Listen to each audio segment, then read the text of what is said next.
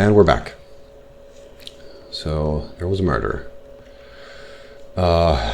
Peter Carey is dead. Pierced to the wall.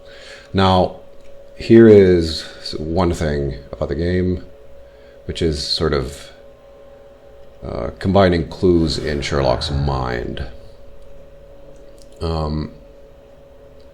You take two items here, so two clues that you sort of know, or the game sort of gives you, or you've of course found them, and then you combine them. And you can be wrong, but I'm not sure if there's anything. There might be like a point system or something where if you're wrong, you're gonna get less points. So you can sort of brute force it, but I'm not gonna try to do it. So I'm gonna try and avoid it. Actually, that's the better way of saying it. And you can combine them, and then they will create sort of a new clue or opportunity for deduction or making assumptions and so on.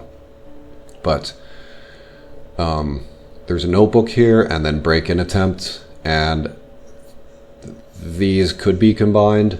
Then you can say that there's no gardener, and then there's a notebook. They have no sort of logical connection, so that's probably going to be wrong. Or then you're not seeing the connection. But I won't do this just yet, because for me personally, this is not enough. But I think this is what the game is sort of trying to hint at. So we are going to go outside and just try to talk to Lestrade. Have you finished inspecting the crime scene? And then try to talk to her and see whether she gives us anything else, or if we have any questions for her based on what we found in the shed.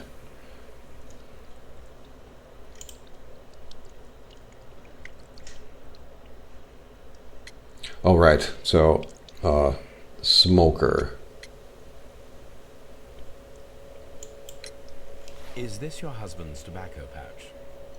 I'm not sure. It might be, but he hadn't smoked in a very long time.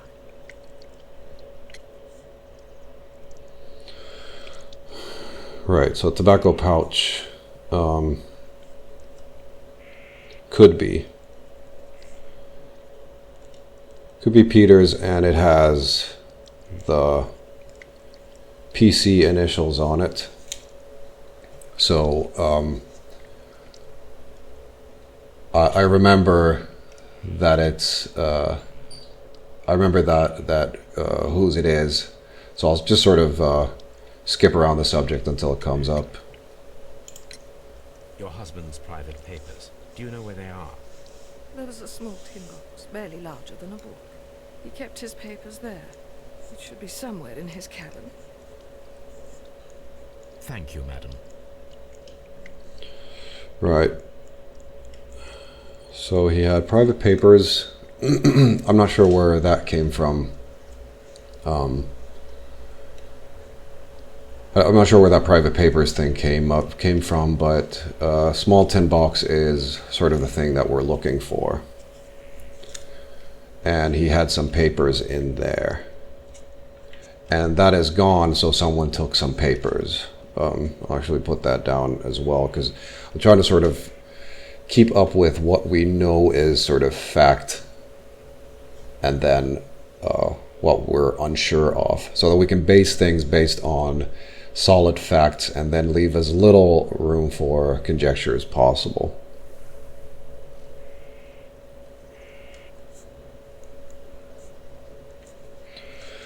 So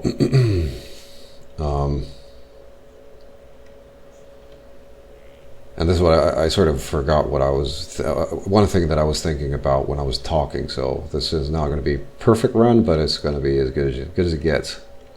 Yeah, the boots. So we're going to try and fit the boots into the footprint.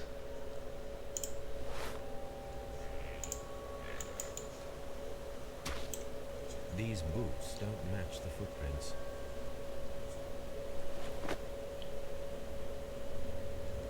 So boot print is not Peter Carey. It's someone else. So what I was thinking was that since there is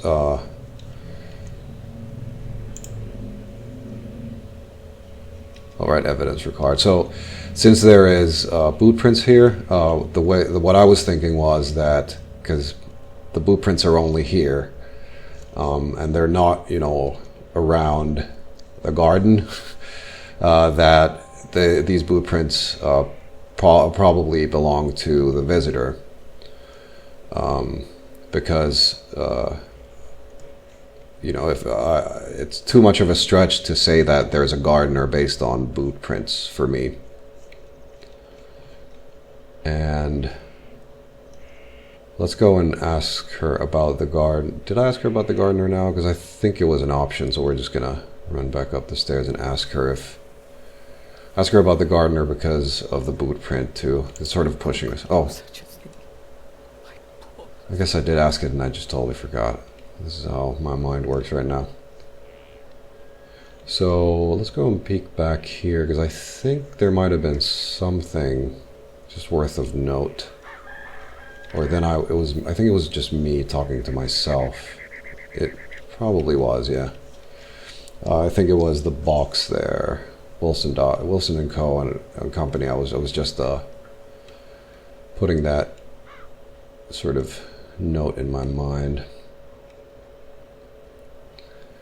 So, all right, now it's time to maybe connect the neurons because I don't know what else there is to do really. So,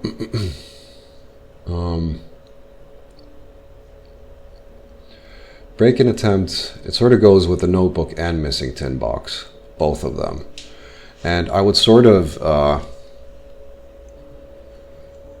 think the way I thought about it was that, the murderer,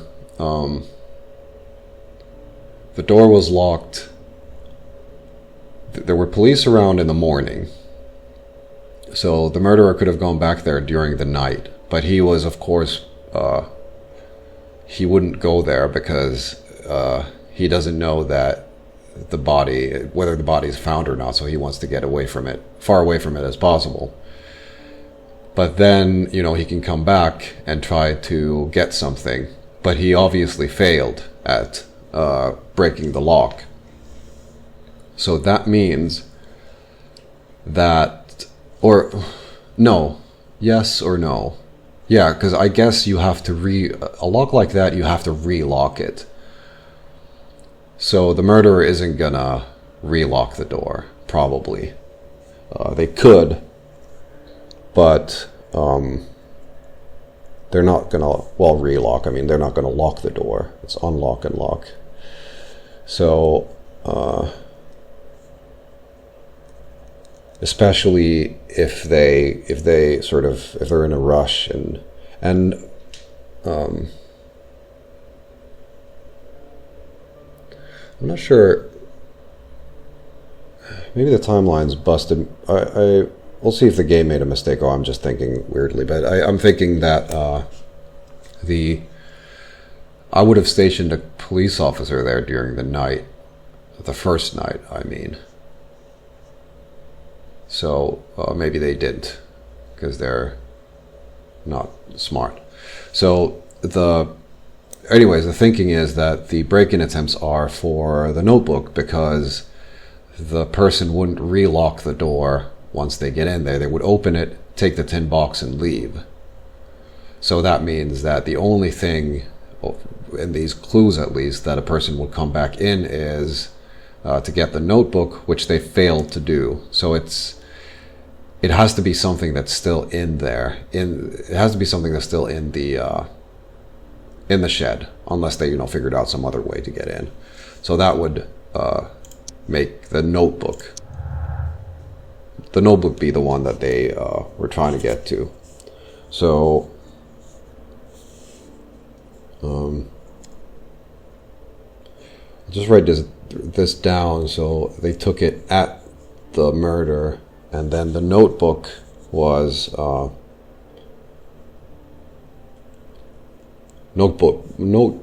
locked in, because the other way around it makes less sense the other way around.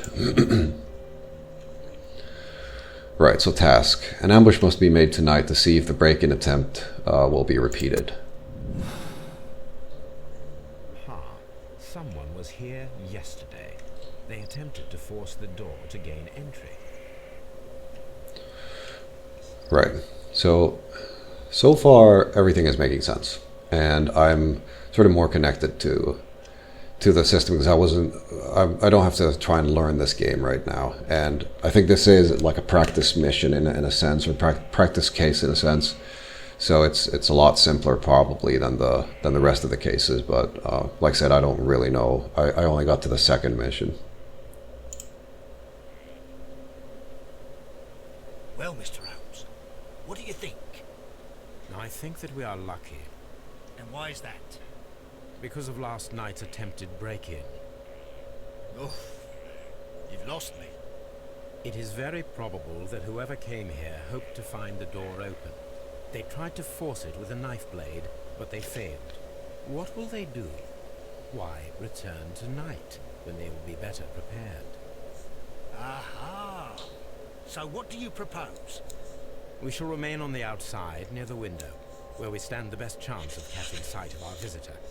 Well, gentlemen, ready your pistols. We have a long night ahead of us. Alright, so I'll just, in the timeline there is the break-in attempt, because it didn't work out. And,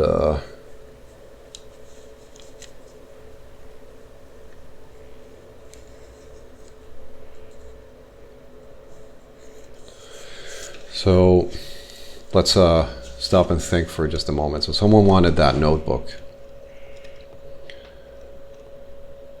There's always a chance that there were more than one person, but then I guess there would be 3 glasses too. Or that one person doesn't drink. But usually you just grab glasses and pour them anyway, so we'll figure it out. But for now we are going to craft an ambush, and maybe actually I will take just a brief moment to think. The notebook was in his hand when this happened. So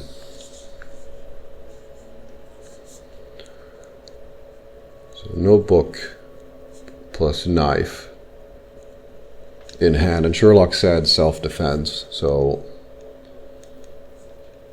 it's one of those things that I also learned is that when Sherlock says something like that, at least it seemed to always sort of be true, so that he sort of figures it out for us in a sense like that, or gives us a little bit more than what we're getting from just observing things ourselves. But the notebook was in his hand for whatever reason. Why he would have it, why is it in his possession? Okay, so we're back. What I was thinking was, he has a notebook in his hand. Why does he have it? Of course. Then, because I have some pre-knowledge in a sense, I'm thinking, where did he get it from? What was he trying to do with it? Sort of how did it end up in his hand? And alright, so let's think about it this way. Peter is right-handed because he takes his, or maybe, I don't know, because I'm imagining if someone attacks me, there's like a weird thing where you sort of try to cover yourself with your left hand and then use your right hand for other things like attacking yourself, or well, if you can attack someone, you attack yourself with your dominant hand. So it's possible that he grabbed it with his right hand, which is his not dominant hand, and then he used his left hand for defense, or he was handed a notebook on his right hand and he got it. But that's sort of that's not really getting us anywhere, but it's sort of good to probably think about it. But yeah, let's do the ambush now, and we'll get more information then, and then we can sort of focus on, because I have some thoughts, and we'll see how well they sort of fit into reality. This looks like the perfect hiding place.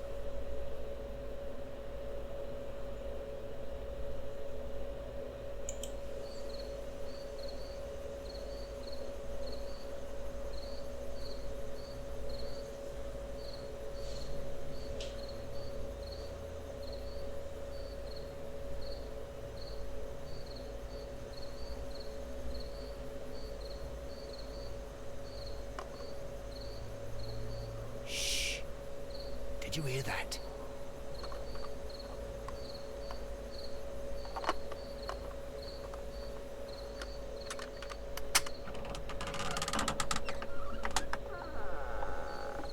There's someone there. I'm gonna collar him. I'll be right behind you. Police! Hold it right there.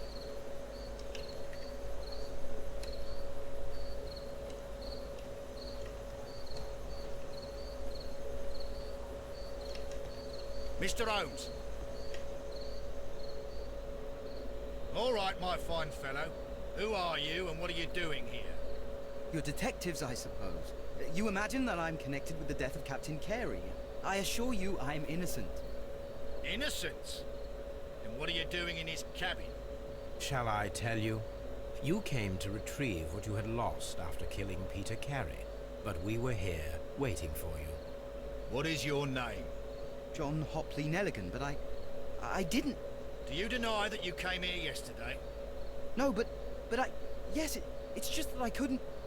I'm tired of this. Off we go to the yard. Tomorrow, I'll see that you're put in front of the judge. What? But you can't! I'm not... It's a terrible mistake! Enough! You can explain all of that to the judge. You're coming with me to the yard.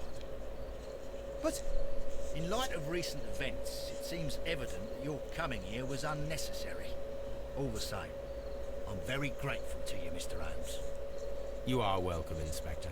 But please don't be too hard on our young fellow. I would like to question him tomorrow morning.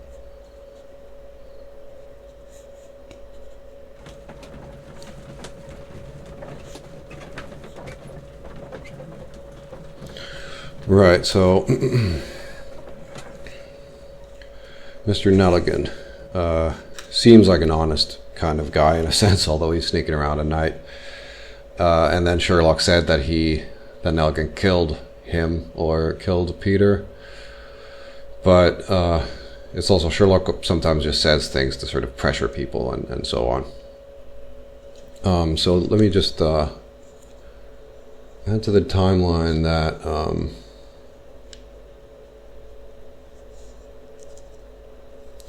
that it's now the next day already. So Nelligan was caught during the night, and then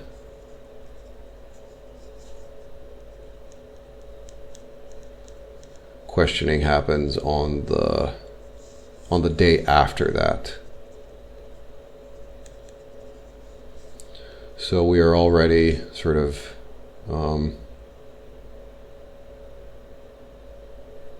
well, third day in, so 2 full days.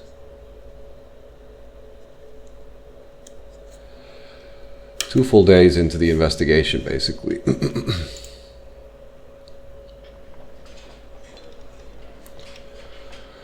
Now we are going to interrogate. Well, let me just actually write something down there so that I remember in the editing process that you don't have to hear silence, basically. So this is the evidence room, and then the interrogation room is back there, and then there's a jail cell right there, and that is Lestrade's office, and the morgue is there, I think.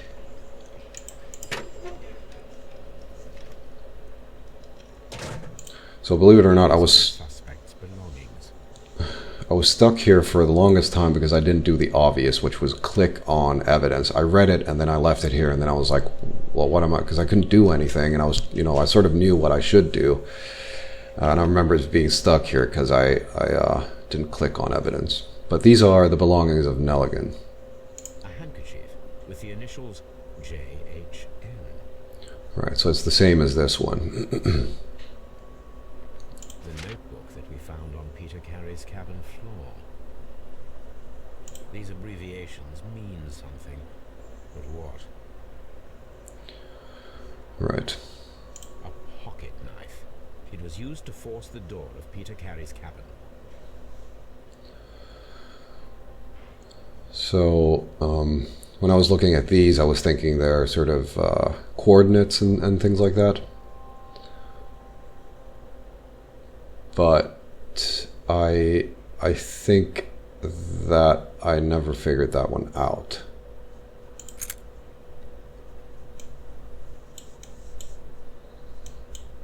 From R. Dawson. To my friend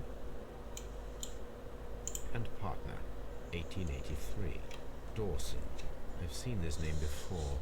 Perhaps my archive holds the answer. Right, so let me just, can I look at it again? No, I can't.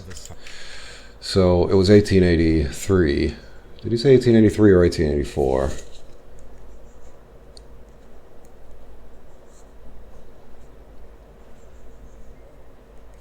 So I think it was 1883, but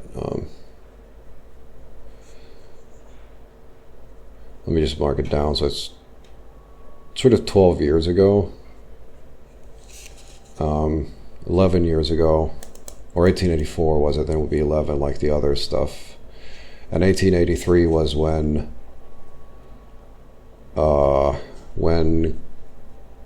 Peter Carey retired, same year.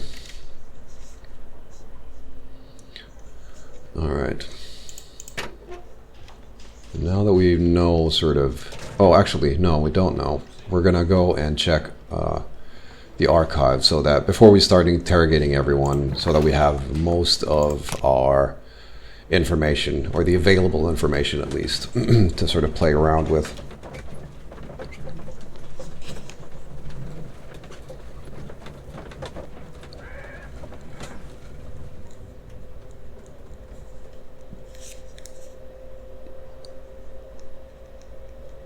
Just putting down some obvious stuff, but it's always good to have them around, if in case I forget something. And it was 1883.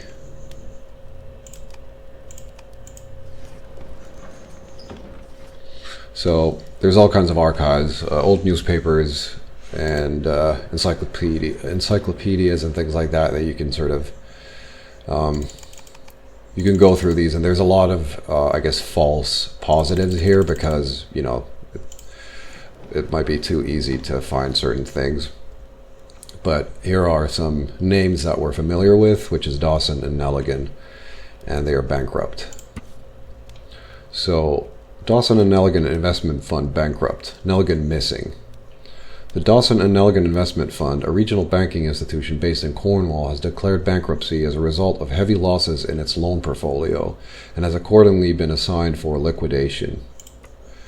It was the 23rd largest bank in Britain, and its bankruptcy was the second largest on record. The liquidation of the company is a pure catastrophe for many Cornwall families.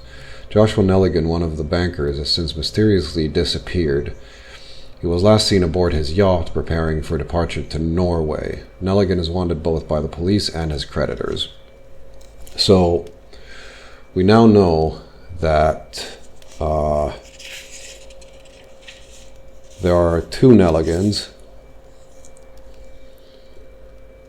and Nelligan, I would say Nelligan Sr. is on the run, and Nelligan Sr. is on the run, and Nelligan Jr. is in jail right now. So I will separate the Nelligans in my notes now. Nelligan Younger and Nelligan Senior.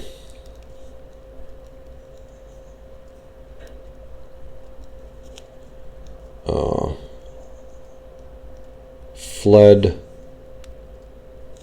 I think, fled, did it give a year? I think it was 1883. Let me see now. Here it is. Now I begin to understand that young man's story, but I am still unclear as to what connects him with the murder. It's time to ask him. Right, so Dawson Nelligan bankrupt, I think it was 1883 or something like that. But fled to Norway, which connects him and Peter Carey. So Peter Carey, the murder victim, is connected to Norway in 1883, and 1883 is when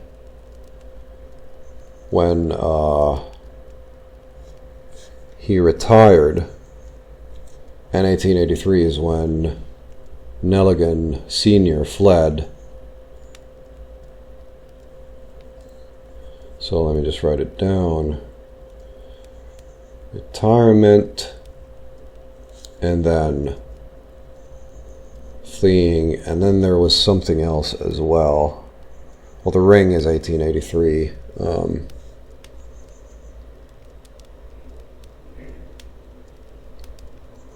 I think there was something else with 1883 as well, but I'm not sure anymore. Something else that I was thinking.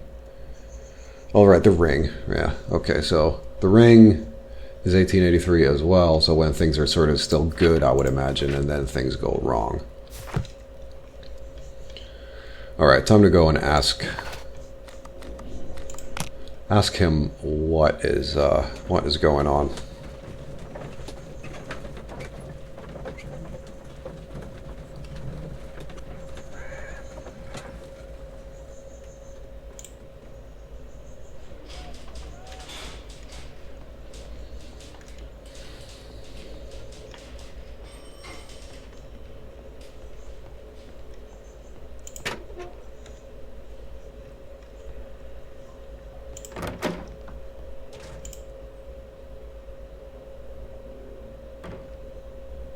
I remember thinking how sort of is oppressive the right word?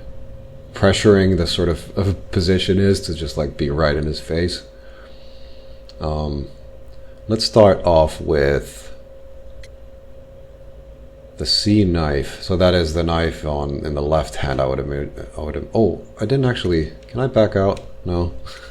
I was thinking because I didn't actually check the knife properly. Did it have the small knife? Did it have some sort of markings on it? But I think the C knife is referring to the knife that was on the floor.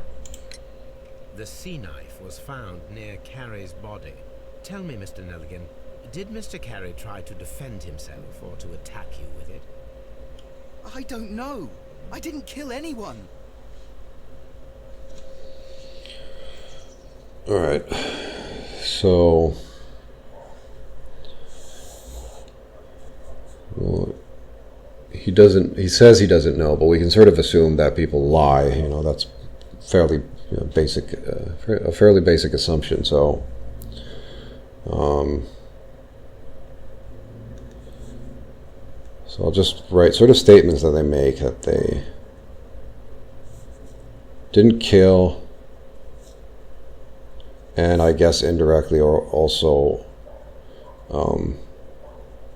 weren't there because he said he doesn't know. And then I guess that's the sort of end of the story of the knife, because he's not going to give us anything for that.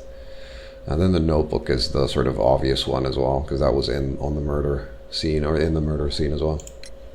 Does this notebook belong to you? Yes.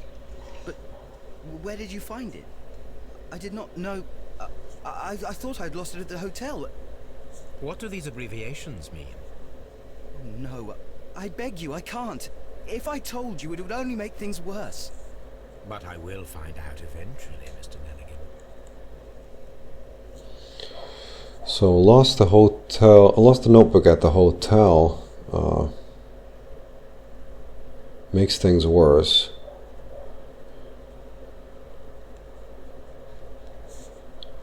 Abbreviations make things worse, even worse.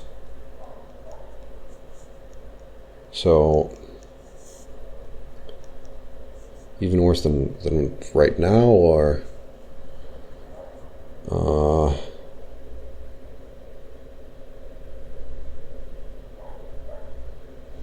so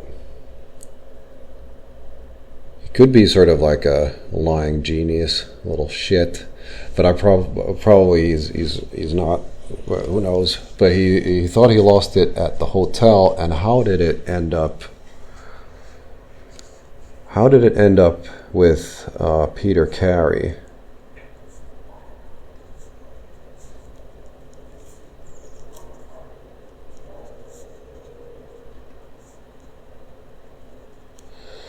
How did it end up with Peter Carey? Because there are, let's do some conjecture here. So Peter stole it. How? Why? When? About the knowledge of it.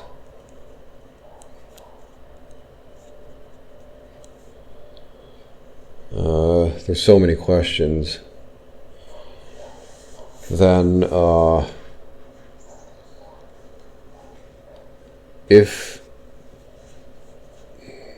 yeah, we can sort of deduce something from here. Because if Peter didn't sort of steal it, then Nelligan and Peter were sort of working together, I guess, or they had some connection.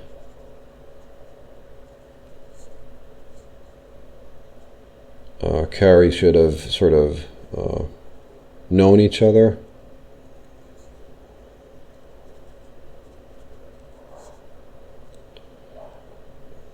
And how would Nelligan, because Nelligan had the abbreviations, so why would he have them in a sense? Like, why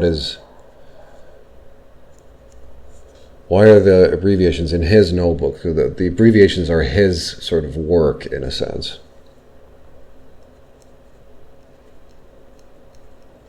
So why abbreviations and the numbers, and what do they even mean, sort of? What do they mean? Because I was thinking, they could be coordinates around the world because he's a sailor. They could be all kinds of things. So let's go for the gold ring. The police seized this valuable ring from you. Whose is it? I didn't steal it from anyone. It has always belonged to me. So he is a liar. Profile of the victim, rings engraving is the one that sort of proves, because it happened 12 years ago, and this kid is, I don't know how old he is. The ring's date of engraving is many years ago. You would have been a child then, hardly in any position to receive such an item from a partner.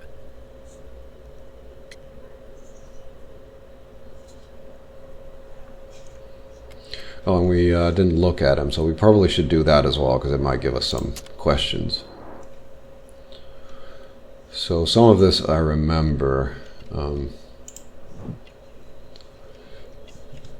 Did not remember that.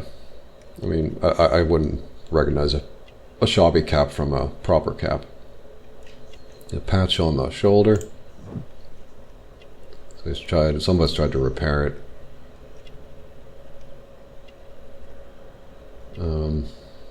I guess I remember this one. It's like fine engraved, sort of elaborate buttons, yeah.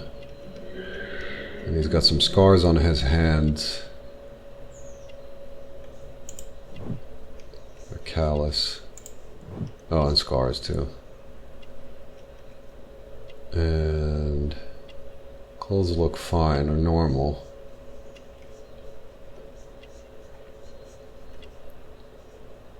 And there's still 3 things to find, so... Oh, there is something in the... Thin neck. Expensive fabric. Right.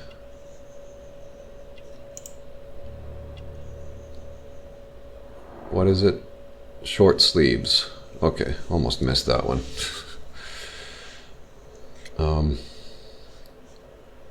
Push on the ring's owner, I guess. So, Mr. Nelligan, who is the true owner of the ring? The ring is mine.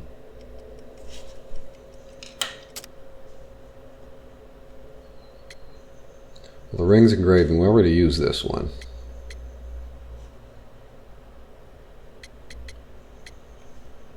Profile of the victim. Father's jacket. I think I remember it being the father's jacket. And I think I was yeah, because I spoiled this one. Or the game spoiled it for me. I was looking at the character portrait and I was like, what father? What? But that was before I figured out that he actually had a father. And I was like really confused. And that's why I remember this being sort of weird. But I think... I think... because we know of, you know, his father disappearing and stuff, we can click this and I think hope it's right. Yeah. No, Mr. Nelligan. I believe that the ring belonged to your father. Oh, but how do you know? The jacket you are wearing is made of an expensive fabric that only a man of exceptional wealth could afford. You do not seem to me to be a rich man, Mr. Nelligan. Furthermore, the garment is ill-fitting. It is quite clear that it belonged to someone else, most probably your father. With your father gone and taking with him the family's wealth, as a little boy you had to find yourself a manual job, and it was most probably cleaning fish. You cut your hands often while working. I can tell from the scars. I'm speechless, Mr. Holmes. It all happened exactly as you say. Right. So I was really confused at this point. I remember it in the game. I was like, why am I being given all this information suddenly from so seemingly out of nowhere? But now with sort of hindsight, it's from like the jacket being actually really expensive, like not just expensive, because I was thinking, I remember that he stole it from someone, or that he could have stolen it from someone, but. Which is, you know, true. He could have, but there's, you know, a few things pointing like it's patched up, so it sort of means something to him more than just a stolen jacket. Because if he's stealing jackets, he could just steal another one, and he doesn't know about the fabrics or whatnot. So there's a lot in this game that I'm not gonna realize, and if I say that I don't understand something, it means that I don't understand something, and probably not because the game is doing anything wrong, though that's also a possibility. I have heard the story of Dawson and Nelligan, the West Country bankers. Yes, Joshua Nelligan was my father. I am aware that it had a bad ending. When the bank failed, it ruined half the families of Cornwall, whereupon Joshua Nelligan disappeared. My father was under extraordinary pressure. Dawson had retired. I was only 10 years of age at the time, but it was still old enough to feel the shame that befell our family. My father was convinced that he could pay off all his debts if the creditors gave him time. He set sail for Hammerfest in Norway in his small yacht, just a few days before an arrest warrant was issued. He left my mother a list of the securities he was taking. No word was ever heard from him again. We believe that his vessel went down, taking with it everyone and everything on board. Thank you for the story, Mr. Nelligan. At last, we are making some progress. Interesting. Joshua Nelligan and Peter Carey were both at sea in Norway. There is definitely some connection between Peter Carey and Joshua Nelligan's disappearance. Okay, so securities. He got information of securities from the mother.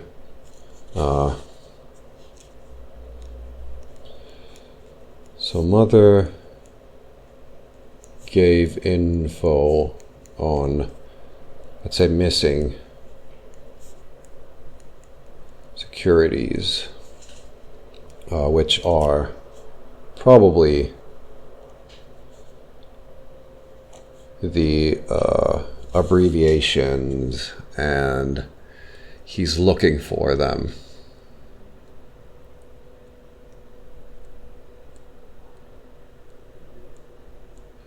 So he's looking for sort of justice to sort of make things right, probably.